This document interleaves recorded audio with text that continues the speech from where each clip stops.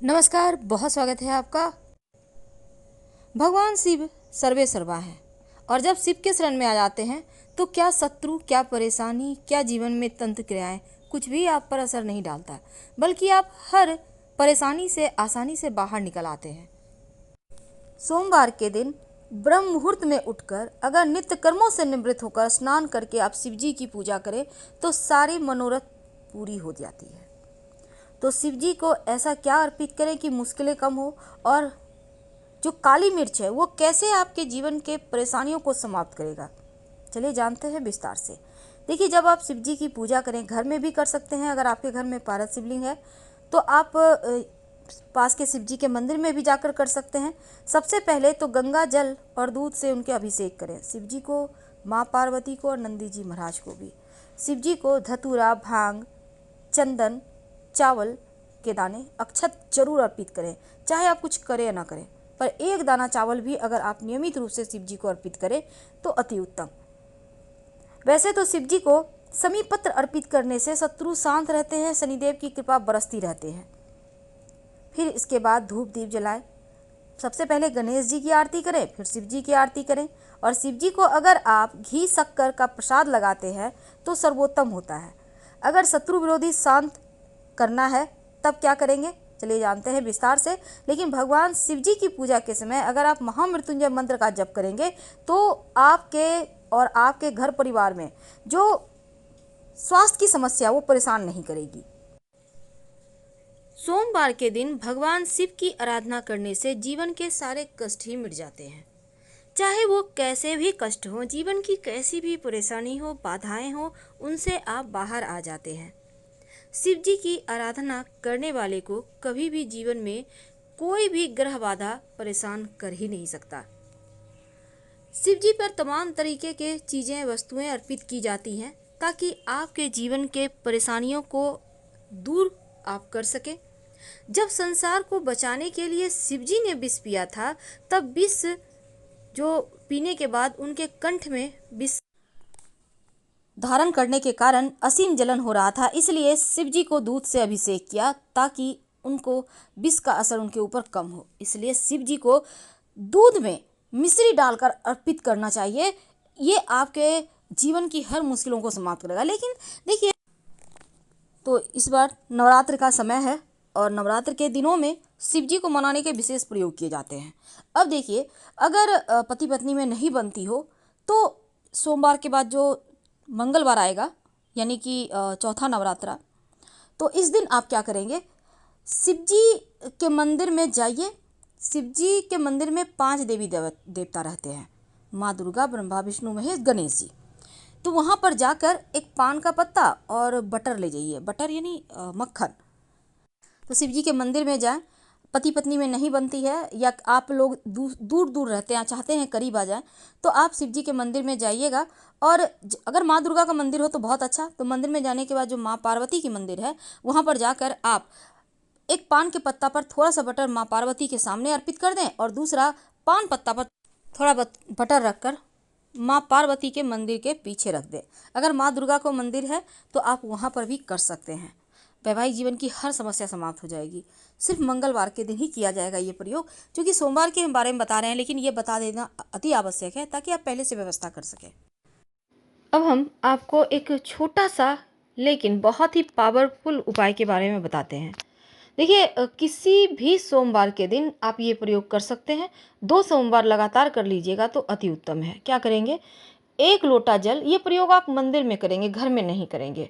1 लोटा जल और उसमें या तो आप 3 दाने हरी मूंग के डालें या फिर 1 चावल का दाना डाल दें और ले जाकर शिवलिंग के ऊपर नमः शिवाय कहते हुए अर्पित कर दें। थोड़ा सा जल बचा लीजिएगा और लेकर घर चले आइएगा।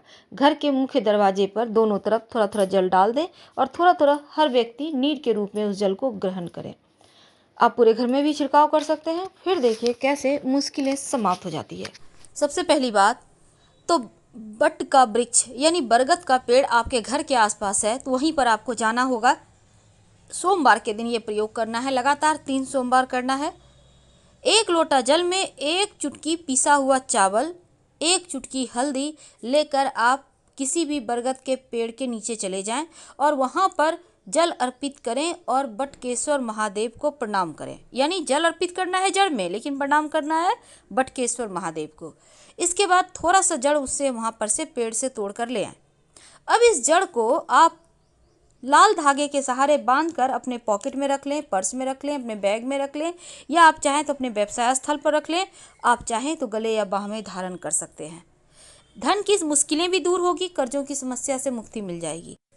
आइए अब जानते हैं एक छोटा सा प्रयोग जो जीवन के सारे कष्टों को धर लेगा, दूर कर देगा। कई बार क्या होता है, शत्रु बहुत परेशान करते हैं, आप हार चुके होते हैं कि क्या करें, कैसे भगवान हम इस परेशानी से बाहर निकलें, कैसे हम तमाम बंधनों से मुक्त हो जाएं।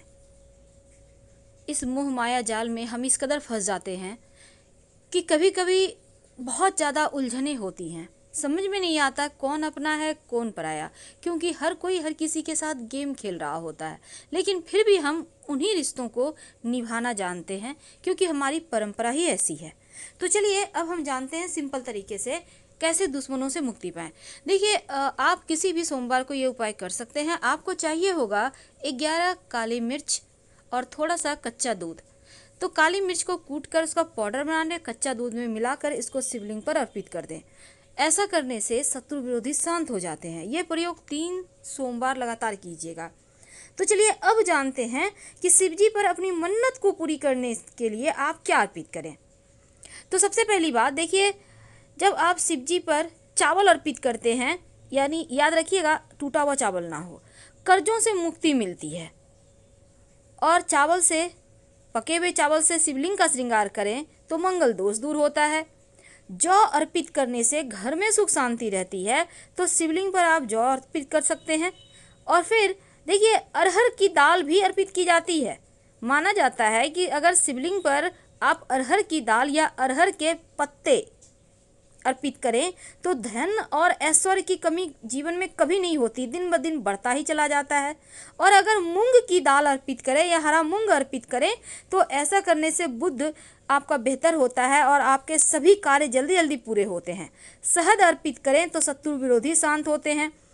अगर चीनी अर्पित करें तो जीवन के दुखों का नाश होता है, दरिद्रता समाप्त होती है।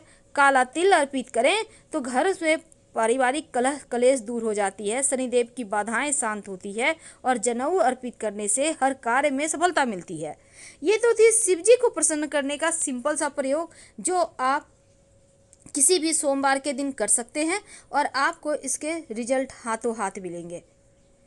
जीवन के तमाम कष्टों से बाहर निकलने के लिए आप शिव जी के शरण में ही आइए, क्योंकि भगवान शिव को अजन्मा अविनाशी माना गया है और भगवान शिव सभी देवताओं से अलग मंदिर में शिवलिंग के रूप में पाए जाते हैं। और इसीलिए जब भी आप उनकी आरती करें शिव जी की, तो 1, 5, 7, 11 या 21 बातियां रखकर ही आरती करें, या आप चाहें तो कपूर से भी आरती कर सकते हैं। जब भी शिव जी की आरती करें ओम की आकृति बनाकर ही आरती करें। ऐसा करने से जीवन के कष्ट कम होते हैं, सुख शांति बढ़ती है।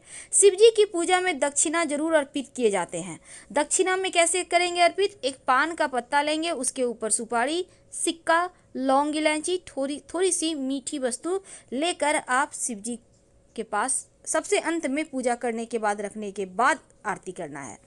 और जब शिव जी की पूजा हो जाए तब नंदी की कान में अपनी मनोकामना जरूर कहिएगा।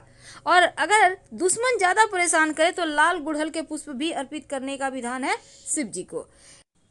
शिवलिंग पर दूध में मिश्री डालकर अर्पित करने से, जिसको हम मीठा दूध कहते हैं, समस्त सिद्धियां प्राप्त होती है। तो शिवलिंग पर अपने ग्रहों की पीड़ाओं से मुक्ति पाने के लिए बहुत सारे प्रयोग भी किए जाते हैं, लेकिन एक छोटा सा प्रयोग देखिए। सबसे पहली बात तो बहुत सारे लोग कहते हैं शिवलिंग पर चढ़ा हुआ प्रसाद खाएं या ना खाएं। आखिर क्या करना चाहिए? शिव महापुराण के अनुसार मिट्टी का, साधारण पत्थर का और चीनी मिट्टी से बना हुआ शिवलिंग पर चढ़ा हुआ प्रसाद भूलकर भी नहीं खाना चाहिए, क्योंकि ऐसे प्रसाद को अगर आप बहते जल में प्रवाहित कर दें तो बहुत अच्छा है। लेकिन धातु से निर्मित या पारद के शिवलिंग पर चढ़ा प्रसाद आप ग्रहण कर सकते हैं।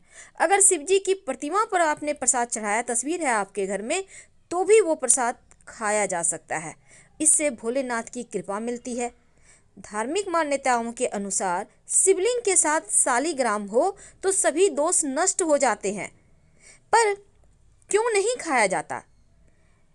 कहा जाता है, अगर हम मान्यताओं की माने तो देवी देवताओं को चढ़ा हुआ प्रसाद खाने से सभी पाप नष्ट हो जाते हैं। लेकिन शिवलिंग पर चढ़ा हुआ प्रसाद, चूंकि शिवजी के मुख से चंडेश्वर नामक गण उत्पन्न हुआ था और माना जाता है शिवलिंग पर चढ़ा प्रसाद चंडेश्वर का भाग होता है, इसीलिए शिवलिंग पर चढ़ा हुआ प्रसाद ग्रहण करने की मनाही है। लेकिन शिव पुराण के अनुसार सभी शिवलिंग पर चढ़ा हुआ प्रसाद चंडेश्वर का भाग नहीं होता।